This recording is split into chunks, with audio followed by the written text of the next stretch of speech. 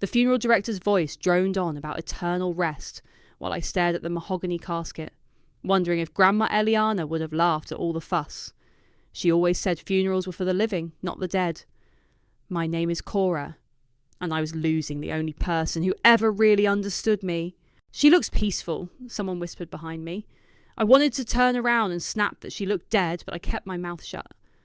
The whole church was packed with people who barely visited her in the last 5 years, suddenly acting like they'd lost their best friend. Mum squeezed my shoulder. You're doing so well, honey. Grandma would be proud. I nodded, not trusting my voice. Chloe had this way of making everything sound like a performance review, even grief. After the service, everyone crowded into the church basement for the reception. The smell of casseroles and coffee made my stomach turn. I found myself backed into a corner by the dessert table, watching my family work the room like politicians at a fundraiser. Cora, sweetheart. Aunt Luna appeared with a plate of cookies, her smile too bright for the occasion. How are you holding up? I'm fine. Of course you are. You're so strong, just like Eliana. She patted my arm. Have you thought about what you'll do with the house?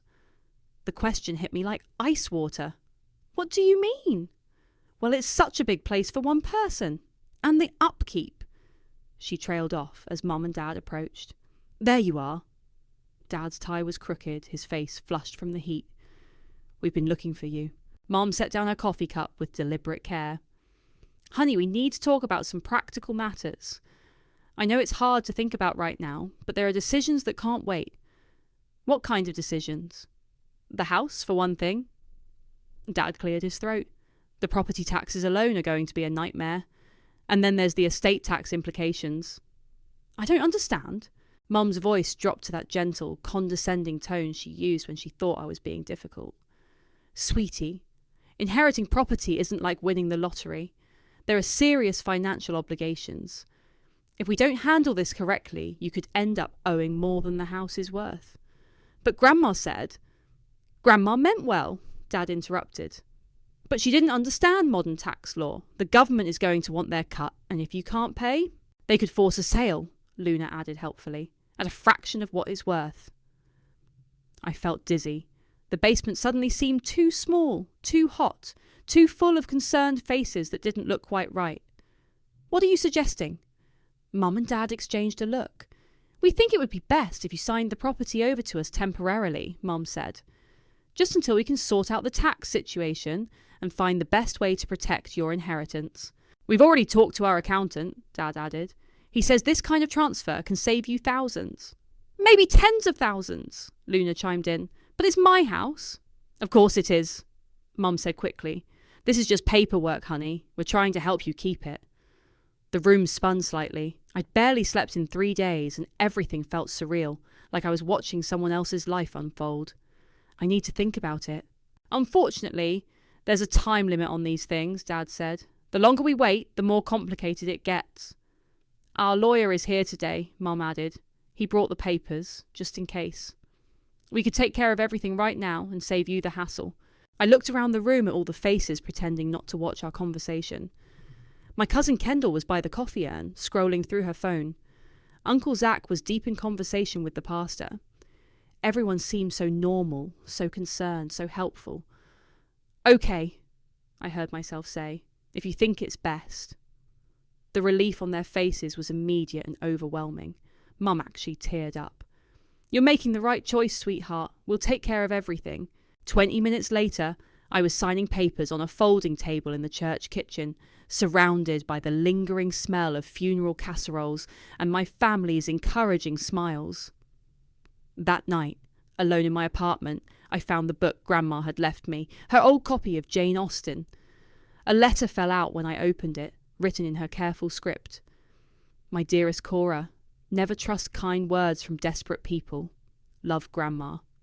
My blood turned to ice as I read those words again and again. 3 months passed in a blur of numbness. I threw myself into work, avoided family dinners, and pretended everything was fine.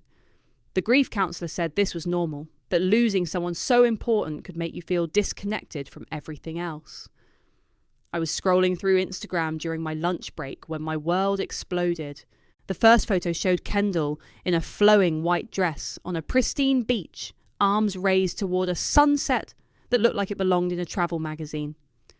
The second was her and her new husband kissing under an arch of white roses and fairy lights. The third showed the reception.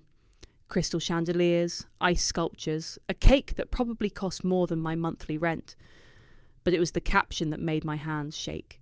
Living my absolute dream. Thank you to everyone who made this magical week possible, especially Aunt Chloe and Uncle Mac for making it happen, and my sweet cousin Cora for sharing Grandma's gift with all of us. Family is everything. Destination wedding. Got some blessed family, first dreams come true. I stared at the screen until the words blurred. Sharing Grandma's gift. My throat closed up as I scrolled through more photos. The beachfront resort, the private dinner parties, the spa day with the bridesmaids. Everything paid for with my house, my sanctuary, my inheritance, my grandmother's final gift to me. Gone. I called Mom from the parking lot, my hands shaking so badly I could barely dial. Cora! How lovely to hear from you. Did you see Kendall's photos? Wasn't the wedding gorgeous? You sold the house. Silence then. Honey, we talked about this. The tax situation. You sold my house to pay for Kendall's wedding. It's not that simple. There were debts, obligations. How much? Cora, you're upset. Why don't you come over for dinner tonight and we can... How much did you get for my house? Another pause. The market was very good. We got asking price. Which was? 450,000. I closed my eyes. And how much did the wedding cost? I don't see how that's relevant. Mum. How much? Around 60,000. But there were other expenses, the estate taxes, legal fees. Where's the rest of the money? Safely invested for your future, of course. We're not monsters, Cora. I hung up and drove straight to their house. Dad answered the door in his golf clothes, his face falling when he saw my expression. Cora, your mother said you called. Where is she? In the kitchen, but maybe we should. I pushed past him. Mum was at the island, arranging flowers in a vase that probably cost more than my car payment. There she is, she said brightly. I was just telling your father we should have you over more often. You look thin. You stole my house. Her smile flickered. That's a very ugly word. What would you call it? Protecting your interests, saving you from a financial disaster. By giving the money to Kendall. We helped family in need. Kendall's wedding was important to her future, her career, her Instagram career. Dad cleared his throat. The wedding was an investment in her brand. She has over 100,000 followers now. And what about my investment? My future? Mom set down the flowers with exaggerated patience. Cora, you're 27 years old. You have your whole life ahead of you to build wealth. Kendall needed help now, at a crucial moment. With my money. With family money, she corrected. Money that came from our family, that we managed responsibly. Grandma left the house to me. And we made sure you didn't lose it to taxes and legal complications. We found a buyer who appreciated its history, who'll take good care of it. I wanted to take care of it. Dad sat down heavily. Honey, be realistic. You could never have afforded the upkeep. The roof needs work. The plumbing is ancient. The heating system... I would have figured it out. With what money? Mum's voice sharpened. Your retail job. Your little apartment that you can barely afford. The words hit like slaps. So you decided for me. We decided to help you avoid a mistake that would have ruined your credit and your future. And help Kendall throw a party. Help Kendall launch her career, Mum snapped. Something you might understand if you had any ambition beyond feeling sorry for yourself. The kitchen went silent except for the hum of the refrigerator. Get out, Dad said quietly. What? I said get out. You come into our house, accuse us of theft, insult your cousin. I'm insulting my cousin. We did what we thought was best, Mum said, her voice cold now. If you can't appreciate that, if you want to be ungrateful and selfish, then maybe you should leave. I stood there for a moment, looking at these people who raised me, who I trusted with everything that mattered. You're right, I said finally. I should leave. I walked to my car on unsteady legs, my phone buzzing with a text from an unknown number. This is Graham, your grandmother's lawyer. We need to talk. Tonight. Graham's office was in a strip mall between a nail salon and a Chinese restaurant. I'd never actually met him. He'd handled all of Grandma's legal work, but she'd always gone to appointments alone. He was younger than I expected, maybe early 30s, with tired eyes and a coffee-stained tie. His desk was buried under stacks of papers and empty energy drink cans. "Cora, thanks for coming so late." He gestured to a chair across from his desk. "I've been trying to reach you for weeks. I've been processing things, I can imagine. Your grandmother was a remarkable woman." He pulled out a thick folder. She was also incredibly thorough. Almost paranoid, actually. "What do you mean?" "She came to see me about 6 months before she died. Said she was worried about your parents' financial situation, that they'd been asking too many questions about her estate." My stomach dropped. She knew. She suspected. She'd heard rumours about your father's business troubles, your mother's spending habits. He opened the folder. "She asked me to add a very specific clause to any property transfer documents." "What kind of clause?" Graham pulled out a legal document and pointed to a paragraph highlighted in yellow. "This states that any transfer of the property requires not just your initial signature, but also a separate written consent form filed within 90 days of the transfer, confirming that you understand the full implications and agree to proceed." I stared at the paper. "I don't understand." "You signed the transfer papers at the funeral, right? But you never signed the consent form, because no one told you about it. Is that legal?" "Completely. Your grandmother insisted on it. She said if you were making the decision freely, you'd have no problem signing both documents. But if someone was pressuring you or misleading you..." He shrugged. "So what does that mean?" "It means the property transfer isn't valid. The house is still legally yours." The room spun. "But they sold it. There were buyers, closing papers. All invalid without your written consent. The title company flagged it 2 weeks ago. They've been trying to reach your parents, but apparently your parents have been unavailable." "They don't know?" "Oh, they know now. I sent certified letters to everyone involved. Your parents, the buyers, the real estate agent. The sale is dead in the water unless you sign the consent form." I sat back in the chair, my mind racing. "The buyers must be furious." "That's putting it mildly. They've already put deposits down, arranged financing, given notice on their current place. Their lawyer called me this morning threatening breach of contract litigation." "Against who?" "Your parents. They're the ones who represented they had clear title to sell." "But they don't." "Nope. And now they're on the hook for damages, legal fees, and potentially fraud charges if it can be proven they knew about the consent requirement." "Did they know?" Graham's smile was grim. "Your grandmother made sure I explained every detail of the transfer documents to your mother when she picked them up.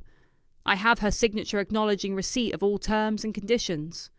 So Mom knew the whole time that the sale wouldn't be valid without my consent." "She knew." I felt something cold and sharp unfurling in my chest. "What happens now?" "That's up to you. You can sign the consent form and let the sale proceed, or you can let your parents face the consequences of their choices." "What kind of consequences?"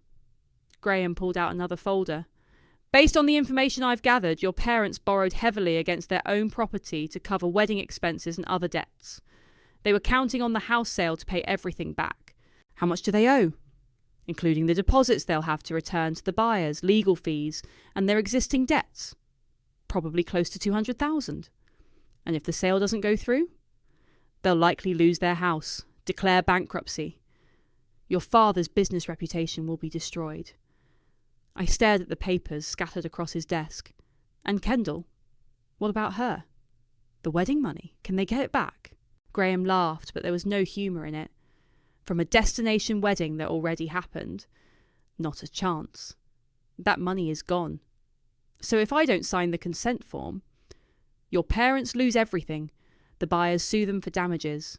Your cousin's marriage starts off buried in debt and family drama. And you keep the house your grandmother wanted you to have. And if I do sign, your parents get bailed out of their mess, the buyers get their house, Kendall gets to keep her fairy tale wedding, and you get... what? The satisfaction of being the good daughter who saved everyone. I picked up the consent form and stared at it. One signature. That's all it would take to make this nightmare go away.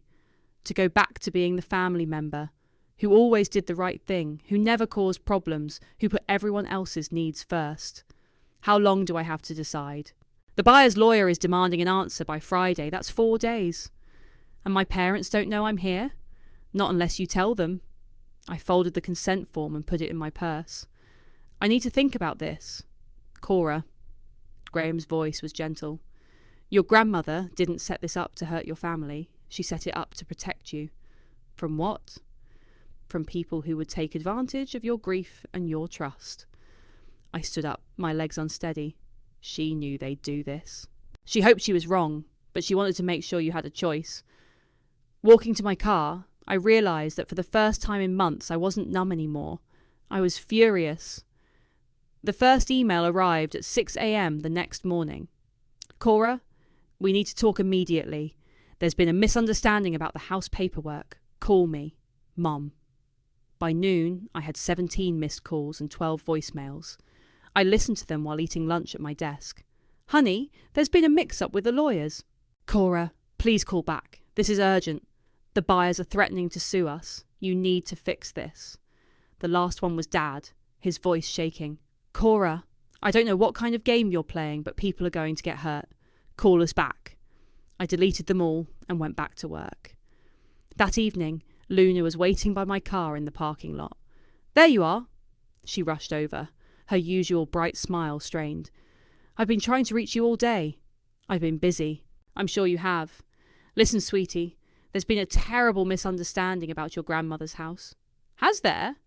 The lawyers are saying there's some problem with the paperwork, that the sale can't go through without some additional signature from you. That's what I heard. Luna's smile flickered. Well, it's just a formality, right? You'll sign whatever they need. I'm thinking about it. Thinking about it? Her voice pitched higher. Honey, there's nothing to think about. It's just a technicality. Is it? Of course. The house is sold. The buyers have made plans. Kendall's wedding is already paid for. She trailed off, realising what she'd just said. Right. Kendall's wedding. Cora, you can't seriously be considering holding up this sale over some paperwork error. It's not an error, Luna. It's exactly what Grandma intended. Her mask slipped completely. Your grandmother was a bitter old woman who didn't understand how the real world works. Excuse me? She filled your head with nonsense about family loyalty and keeping that old house, but she never had to worry about mortgage payments or college tuition or building a future. She built plenty, including the house you sold to pay for your daughter's party. Luna's face went red. That wedding was important for Kendall's career. She has brand partnerships now, sponsorship deals. Paid for with my inheritance. Paid for with family money that was sitting there doing nothing, while the rest of us struggled to make ends meet. So you decided to help yourselves. We decided to help each other. That's what families do. Is it? Because it feels like some family members helped themselves while others got robbed. Luna stepped closer, her voice dropping to a hiss. You signed those papers, Cora. You sign them or you'll destroy this entire family. I didn't destroy anything. You did that when you stole from me. We didn't steal anything. We saved you from a financial disaster. By creating one for yourselves. She stared at me for a long moment, then got in her car and drove away without another word. The next morning brought a new voicemail from Kendall, tears obvious in her voice. Cora, please call me back. Mum says you're trying to ruin my marriage before it even starts. I don't understand what I did wrong. Please don't do this to me. Then one from Mum. I hope you're proud of yourself. Your father is having chest pains from the stress. If something happens to him, it's on you. And finally, one from a number I didn't recognise. This is Janet from Riverside Title Company. We need to resolve this property issue immediately, or we'll be forced to pursue legal action against all parties involved. I was deleting the messages when my neighbour Daria knocked on my door. Honey, I hope you don't mind me stopping by. She held up a casserole dish. I made too much lasagna. Daria lived next to my parents and had been the neighbourhood gossip for as long as I could remember. She knew everyone's business before they did. Thanks, Daria. That's really sweet.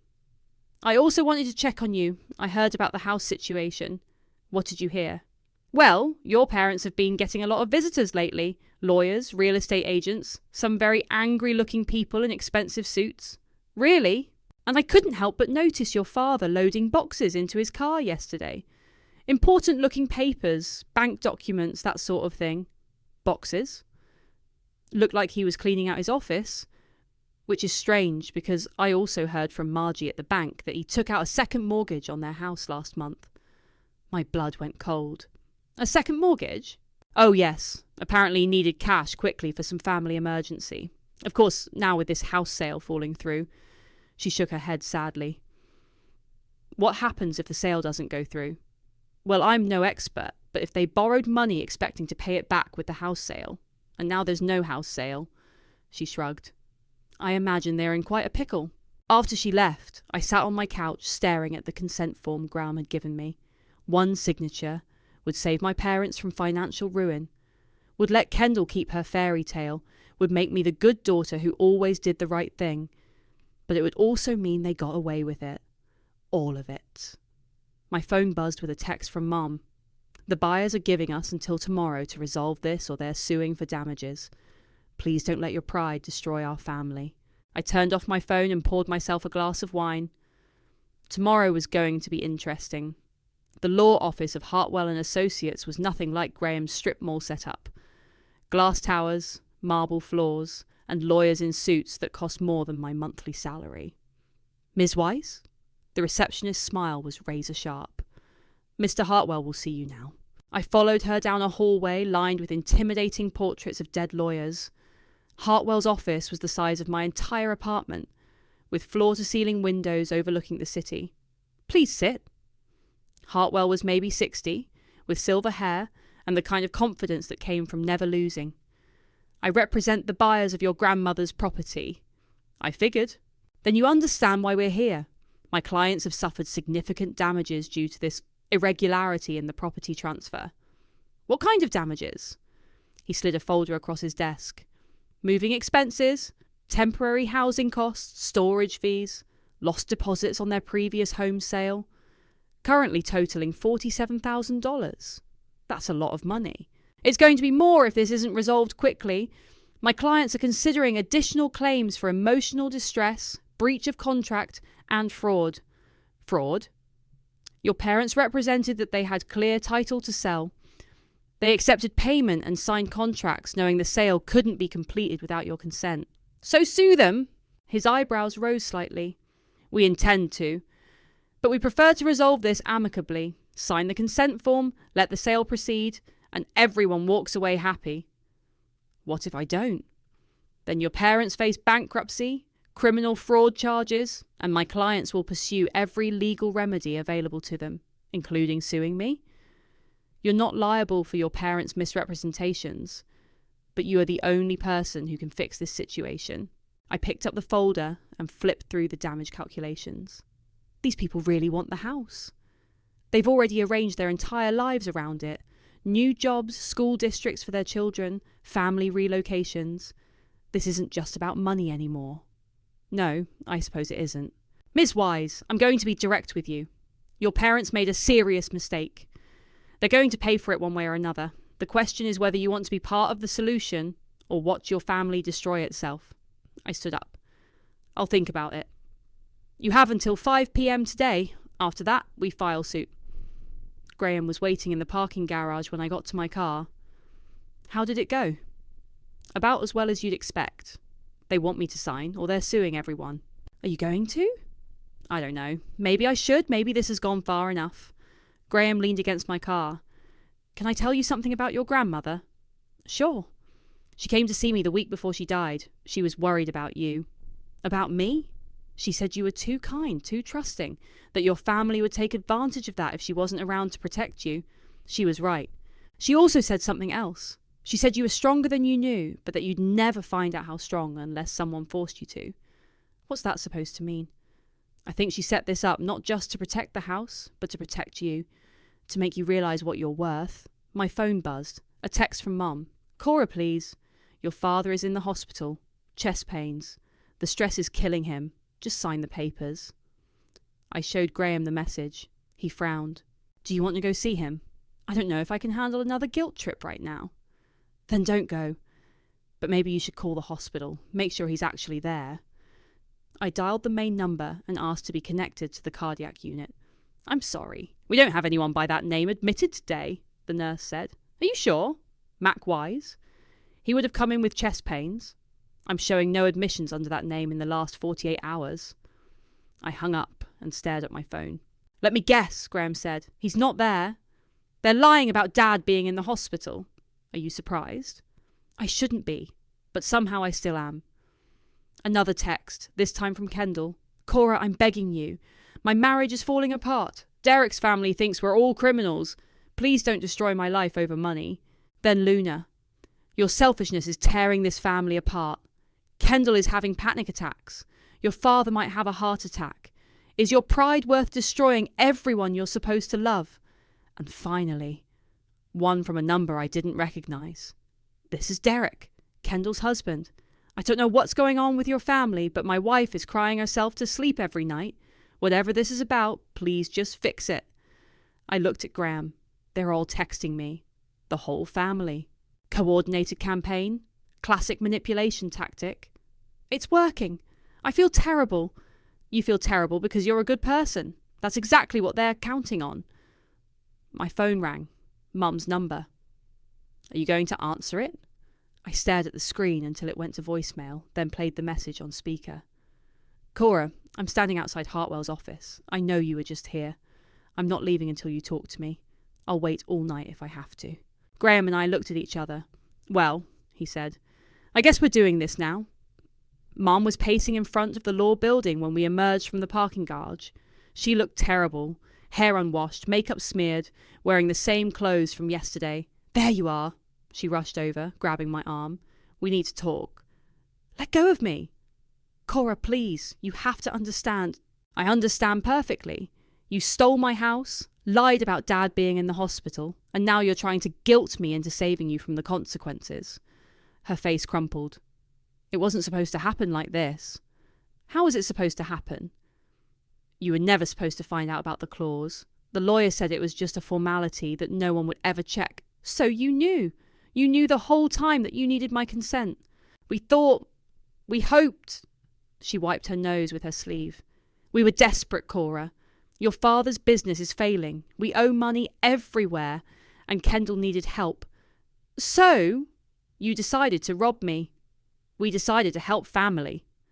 By lying to me at Grandma's funeral? Mum's voice broke. We didn't have a choice. There's always a choice.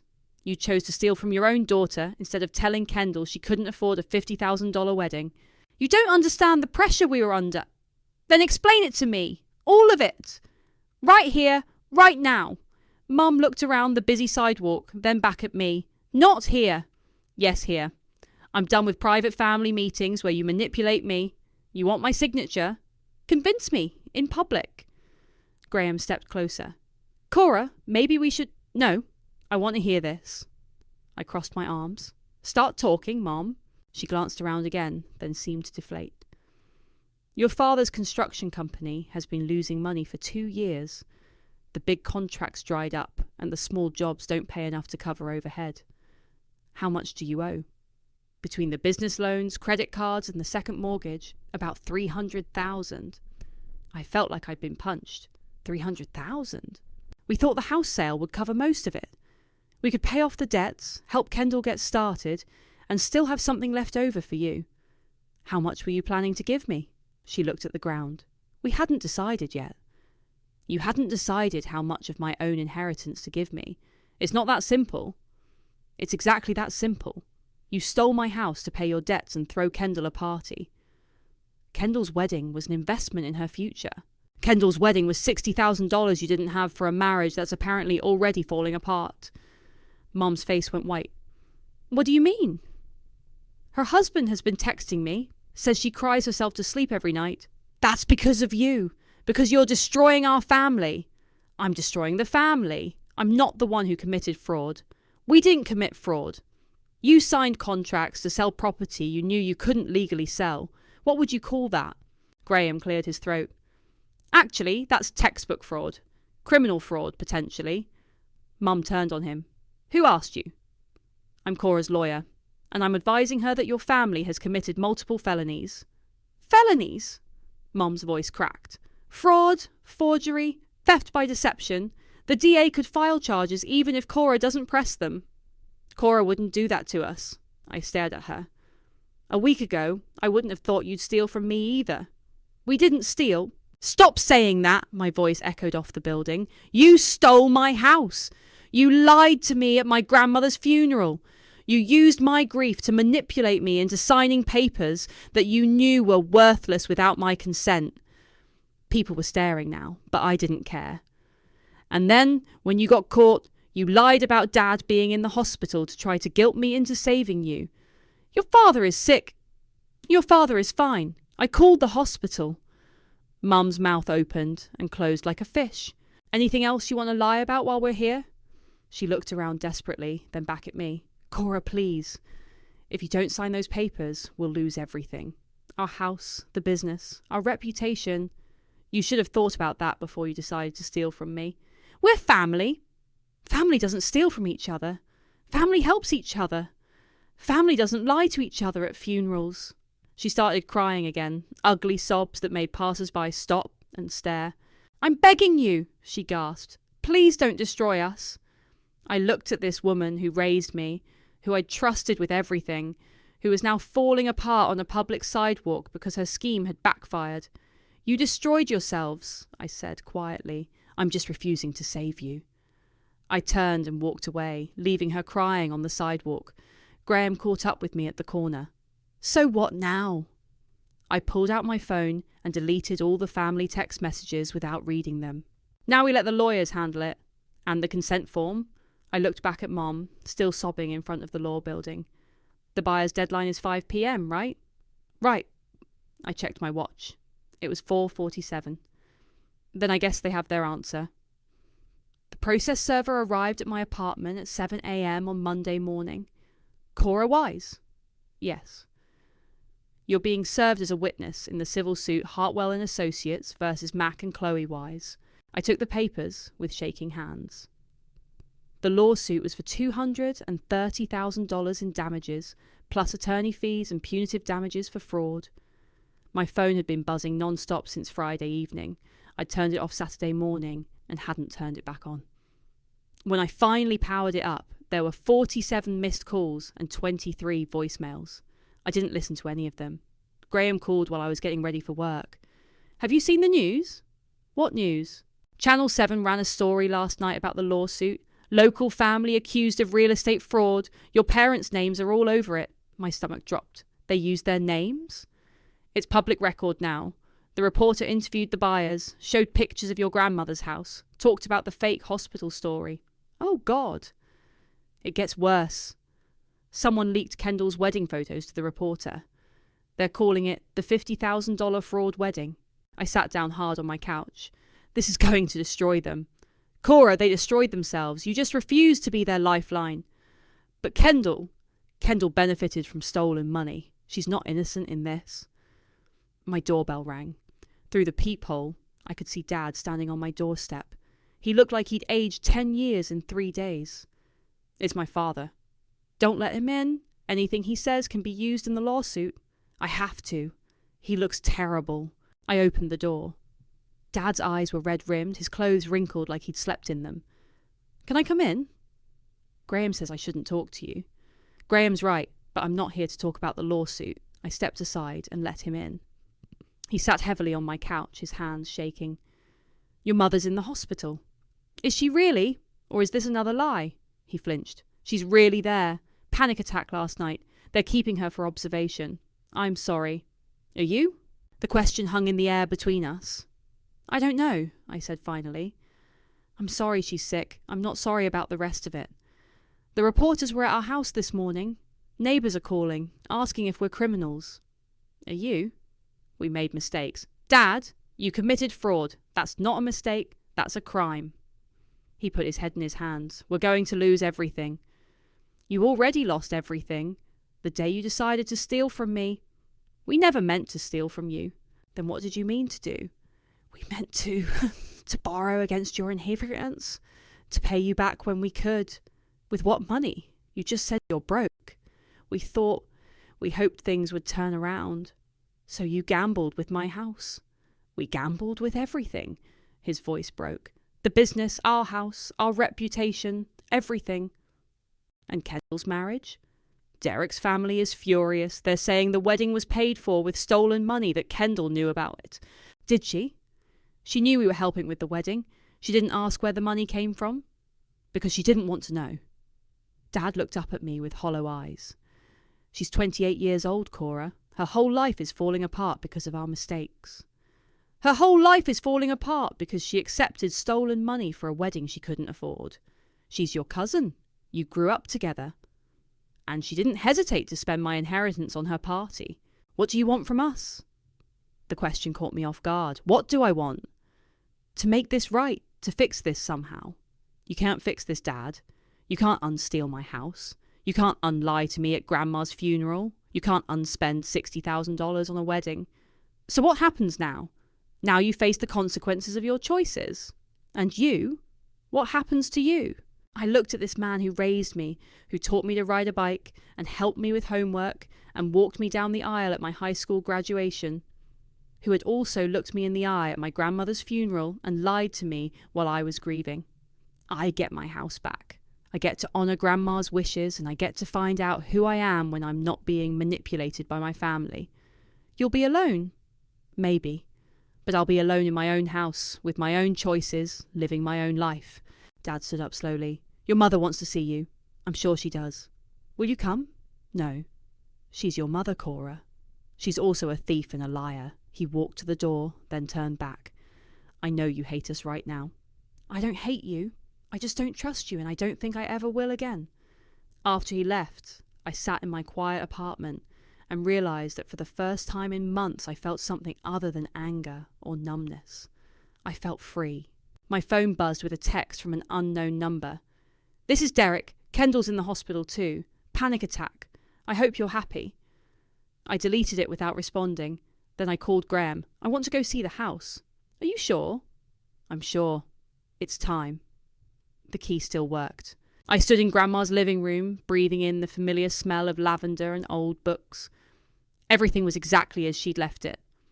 The Afghan draped over her favourite chair, the stack of crossword puzzles on the side table, the family photos lining the mantel, photos that included people who had tried to steal this place from me. It's beautiful, Graham said behind me. I can see why she wanted you to have it. She knew they'd try to take it. She knew a lot of things. I walked to the kitchen window that looked out over the garden. Grandma's tomatoes were overgrown, the herbs gone wild, but somehow it still looked like home. The buyer's lawyer called this morning, Graham said. They're dropping the lawsuit against you personally. They know you're not responsible for your parents' fraud. What about Mum and Dad? Still facing the full suit. Plus the DA is reviewing the case for criminal charges. And Kendall? Her husband filed for divorce yesterday. Apparently his family hired a private investigator who found out about the wedding expenses. I should have felt satisfaction, but mostly I just felt tired. Cora. Graham's voice was gentle. You know this isn't your fault, right? Sometimes it feels like it is. That's because you're a good person. Good people always wonder if they could have done something different. Could I have? You could have signed that consent form, let them get away with it, enabled their behaviour, and taught them that stealing from you has no consequences. Maybe that would have been better. For who? For them? They'd just do it again to someone else. For you? You'd spend the rest of your life knowing you let people walk all over you. My phone buzzed. A text from Mum. Please call me. I'm out of the hospital. We need to talk. I showed Graham the message. Are you going to respond? I don't know what to say to her. You don't have to say anything. Not until you're ready. I deleted the message and walked upstairs to Grandma's bedroom. Her jewellery box was still on the dresser, her reading glasses beside the bed. On her nightstand was a photo of the two of us from last Christmas, both of us laughing at something I couldn't remember. She left you something else, Graham said from the doorway. What? He handed me an envelope with my name on it in Grandma's handwriting. I was supposed to give this to you after everything was settled. I opened it with shaking hands. My dearest Cora, if you're reading this, it means my family tried to take advantage of your grief and your trust. I'm sorry you had to go through that, but I'm not sorry you fought back. You've always been too kind for your own good, too willing to put everyone else's needs before your own. I set up that clause not just to protect the house, but to protect you. To force you to stand up for yourself in a way you never have before. I know it hurts to lose family, even family that betrays you. But sometimes the people who share our blood aren't the people who deserve our loyalty. Real family doesn't steal from you. Real family doesn't lie to you when you're grieving. Real family doesn't manipulate your kindness into weakness. You are stronger than you know, braver than you feel, and worth more than they ever made you believe. This house is yours because you deserve it, not because I felt sorry for you. You deserve a place where you're safe, where you're valued, where no one can take anything from you ever again. Build a life here that makes you happy. Fill it with people who see your worth. And remember that sometimes the greatest act of love is refusing to enable someone else's worst behaviour. I'm proud of you, sweetheart. I always have been. All my love, Grandma. I sat on her bed and cried for the first time since the funeral. Not the angry tears I'd shed over the betrayal, but the deep, cleansing tears of grief finally allowed to flow. Graham sat beside me and didn't say anything, just handed me tissues when I needed them. She knew, I said finally. She knew exactly what would happen. She knew you'd be strong enough to handle it. I don't feel strong. Strong people rarely do. That's what makes them strong. My phone rang. Daria's number. Hi, honey. I hope you don't mind me calling. I wanted you to know that your parents' house sold today. They're moving into a rental across town. Are they okay? They're alive, if that's what you're asking. Your mother looks like she's aged 10 years and your father barely speaks to anyone, but they're managing. And Kendall moved back in with Luna and Zach. The divorce should be final next month. After I hung up, Graham and I sat in comfortable silence as the sun set through Grandma's lace curtains. What happens now? I asked. Now you decide what kind of life you want to build here. What if I want to build it with someone? He looked at me with hope in his eyes. Anyone in particular? Maybe someone who helped me find my strength. Someone who saw my worth when I couldn't see it myself. That someone sounds pretty smart. He is. He's also been waiting very patiently for me to figure out what I want. Graham smiled and took my hand. I'm good at waiting. Good! Because I think I'm finally ready to stop running from the people who actually care about me. Outside, Grandma's garden swayed in the evening breeze, wild and overgrown, but still beautiful, still home.